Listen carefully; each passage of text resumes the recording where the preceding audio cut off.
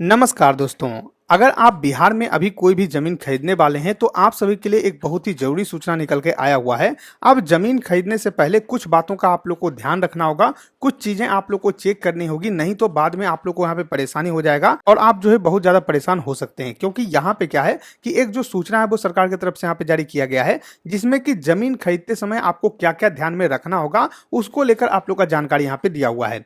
मैंने आपको जो है 1-2 दिन पहले एक वीडियो बनाकर जानकारी दिया था, जिसमें कि आप लोग को बताया था कि यहाँ पे जो जमीन रजिस्ट्री का प्रक्रिया है उसमें कुछ आप लोग का बदलाव हो रहा है और बदलाव होने के बाद अब जो है आप लोग का दाखिल खारिज करवाने की जरूरत नहीं होगी। जैसे ही आप जमीन खरीदिएगा आपका जो जमाबंदी है वो आपके नाम पे ट्रांसफर कर दिया जाएगा और आपको परेशान नहीं होना होगा। दाखिल खारिज करवाने का जो झंझट है वो आप लोग यहाँ पे खत्म हो जाएगा। लेकिन वहां पे दाखिल खारिज का झंझट सिर्फ उन्हीं के लिए खत्म होगा, उन्हीं के लिए जो है ये नियम आप लोग यहाँ पे लागू होने वाला है जिनका की जमाबंदी जो है उनके नाम पे रहेगा। अब यहाँ पे जब भी आप जमीन खरीदते हैं तो आपको ये ध्यान देना होगा कि जो जमाबंदी है वो किनके नाम पे है, किनका जमाबंदी से आप लोग का रजिस्ट्री किया जा रहा है।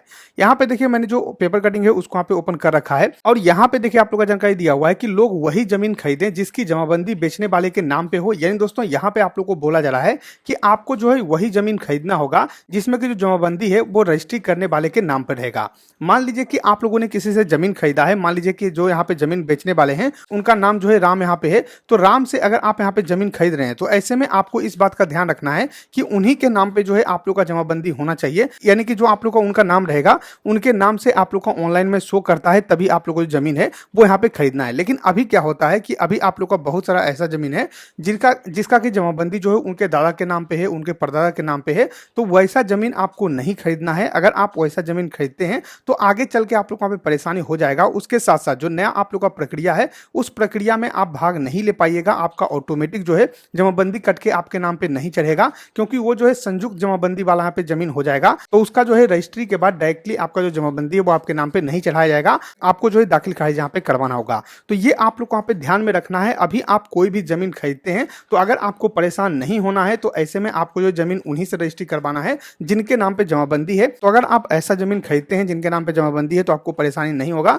लेकिन अगर आप ऐसा जमीन खरीद लेते हैं जिनके नाम पे जमाबंदी नहीं है तो आपको परेशानी बहुत सारा हो जाएगा। जैसे कि सबसे पहले जितने भी हिस्सेदार होंगे उन सभी से जो है लिखित में आप लोग यहाँ पे जो सहमति पत्र है वो आप लोग यहाँ पे लेना होगा।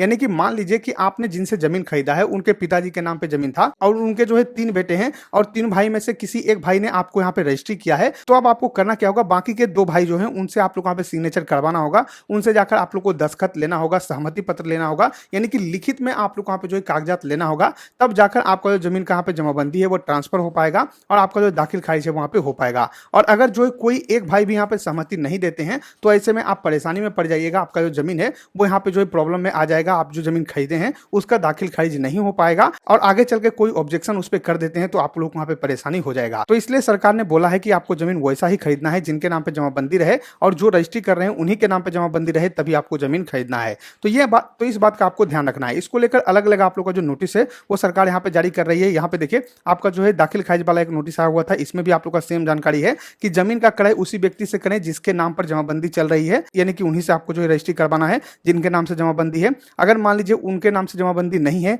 उनके पिताजी के नाम पे जमाबंदी है या फिर किसी और के नाम पे जमाबंदी है, तो आपको जो है सहमति पत्र यहाँ पे लेना होगा। जितने भी वंशज हैं सभी से आप लोगों को सहमति पत्र लेना होगा। और ऐसे में मान लीजिए कि वो जो है 2-3 भाई हैं, 2-3 भाई के मान लीजिए 1-2 बेटे और हैं और बेटा का भी उम्र जो है 18 प्लस यहाँ पे हो चुका है, तो वो भी यहाँ पे जो है प्रॉब्लम क्रिएट करेगा। तो ऐसे में जो है उनसे भी आप लोगों को सहमति लेना होगा। यानी कि यहाँ पे जो है थोड़ा सा आप लोगों को परेशानी बढ़ जाएगा और आपको जो है सभी से सहमति पत्र लेना होगा। तो इस बात का आप ध्यान रखिएगा। अब कोई भी जमीन आप खरीदते हैं तो आप उन्हीं से खरीदिएगा जिनके नाम पे जमाबंदी चल रहा है। तो मैंने आपको सारा जानकारी उपलब्ध करवा दिया है, नोटिस मैंने आप लोग वहां पे दिखा दिया है। आशा करते हैं कि आपको वीडियो पसंद होगा। अगर वीडियो पसंद आए लाइक इस वीडियो को, सब्सक्राइब करिए हमारे चैनल को, साथ ही शेयर इस वीडियो को, ताकि और भी लोग को जानकारी मिल सके। हम मिलते हैं आपको अगली वीडियो में, तब तक के लिए धन्यवाद।